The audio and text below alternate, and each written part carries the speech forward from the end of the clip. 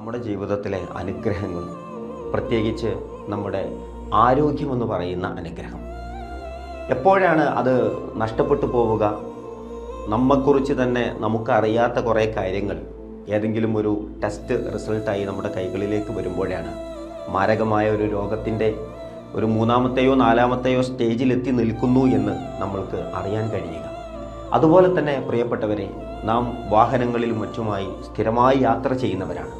ഒരു ആക്സിഡൻറ്റ് പറ്റുമ്പോൾ നാം തളർന്നു പോകുന്നു, തകർന്നു പോകുന്നു. എന്തുകൊണ്ടെന്ന് വെച്ചാൽ ഒരു ഉചിതമായ ചികിത്സ സമയബന്ധിതമായി കിട്ടണമെങ്കിൽ വരുന്ന ഒരു വലിയ സാമ്പത്തിക ബാധ്യത, അങ്ങനെയുള്ള ഒരു സാഹചര്യം നമ്മുടെ നാടുകളിലുണ്ട്. പലപ്പോഴും ഒരു സ്ഥിര വരുമാനമൊക്കെ ഉള്ള ആളുകൾ പോലും പെട്ടെന്നുണ്ടാകുന്ന ആകസ്മികമായി ഉണ്ടാകുന്ന ഇത്തരം അപകടങ്ങളിൽപ്പെട്ട് ഉയലി പോകാറുണ്ട്, പ്രയാസപ്പെട്ടു പോകാറുണ്ട്.